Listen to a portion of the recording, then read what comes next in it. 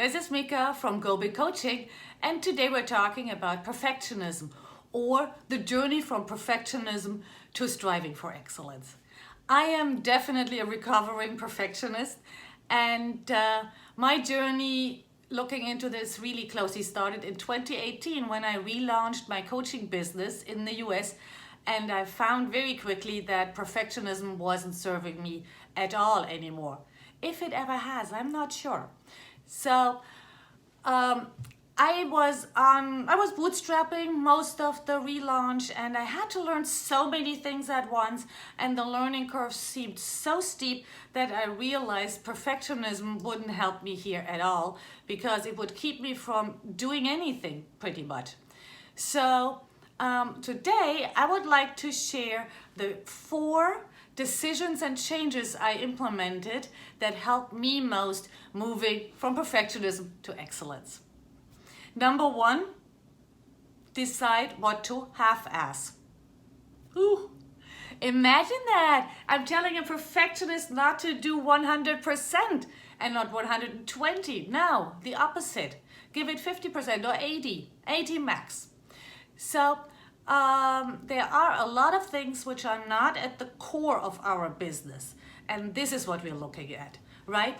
If you tell me to half-ass something that really matters to me personally or to my business, I won't do it, of course, because that would hurt me. But there are so many things. So I made a list, and that's what I recommend to you too. Make a list of what you do all day long. And only part of it is actually dear to your heart, dear to your life and your business. So my decision was, I'm half-assing emails. I write a lot of emails all day long. They don't need to be perfect. So my trick was to say, I cannot read an email more than twice after I wrote it. And no extra editing. If it was really something super important, it had to just wait overnight until I send it out, but twice. So I've done that. I think I had quite a few mistakes in them. Some missed the word, others probably had a wrong name in there, all these things. But what I realized is, nobody really cares that much. It's not that big of a deal. I saved a lot of time, and so now I feel a little more confident applying the principle of just throwing it out there a little more liberally. So that's what I recommend you do. Write down what you do in a perfect day, and then decide what is not at the core, and try half-assing for those activities. Number 2, done is better than perfect. Perfectionists obviously want to do everything perfectly, so often enough they get in a procrastination cycle and can't even do anything. I had that issue with choosing the theme for my new website. It was so overwhelming, I just could not decide. So what I did here, and that's my recommendation, time blocking. Time blocking is one of my favorite efficiency tools. So for choosing a theme for my website, I gave myself 2 hours. 120 minutes. 100 of those I spent browsing the same sites over and over again, and I bookmarked 3 themes, and then my alarm went off and I'm like, okay, my 2 hours are up. And then I just looked at all 3, clicked the buy button, and that was it. I did not give myself an extra minute on that one. And well, is the website perfect? Probably not, but you can check it out at gobigcoaching.com. It's not that bad either, and I mean, it's done. It's better than perfect because people find me through that page, and that's what counts. Tip number 3, no regrets. Everything is a learning.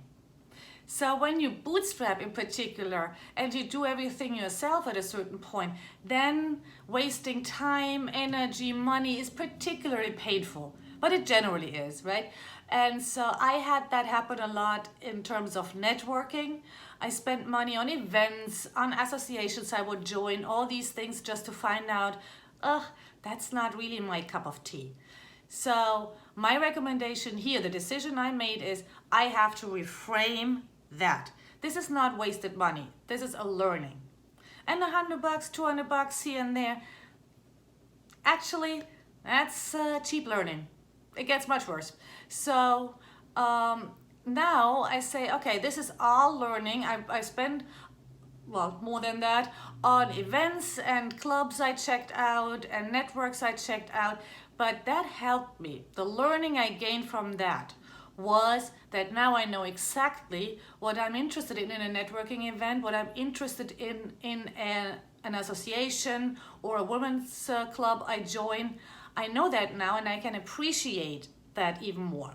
So whenever you are in that situation that you feel the regrets coming, for instance, for money you've wasted, look for your reframe. That's it. That's the only thing you can do. Mistakes are part of the journey. So that they are there, so reframe them. What is the learning? Find the learning for yourself. And number 4, the focus on excellence. For many people, and I'm definitely one of them, it was hard to distinguish between the what is perfectionism and what is excellence. What is excellent? So what I recommend here, I did that exercise with myself, is I took a piece of paper and I wrote down perfect on the left and excellent on the right. And then I wrote down what comes to mind. So for me, it was very, very clear. It was a light bulb moment, I would say. The column with perfect and perfection had all these thoughts and feelings and words that related to stress and anxiety, because it is trying for an ideal you cannot reach. That is stressful. That causes anxiety. In the excellent column, everything was relatively joyful and creative, and it smelled of achievement. So that was a very, very positive column. So that was my light bulb moment where I learned that's the big difference. Excellence, striving for excellence is a much more positive feeling. Striving for perfection really brings you down. It's a sucker. And the second thing I realized in this field is excellence for me often happens when I reach a state of flow.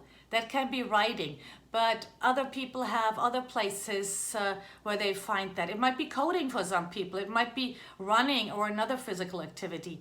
But think yourself into that feeling. Really feel that. That is the place where you can reach excellence. And if you can make this feeling your mental happy place, then you're on the best way to strive for excellence in everything you do and not for perfectionism. So those were my 4 tips. I hope you find them helpful. If you like what I shared today, give me a like, leave me a comment, share my YouTube channel or follow me on Instagram, and check out my website, gobigcoaching.com. So this was it for today. I am Mika and I'm here to help you go big.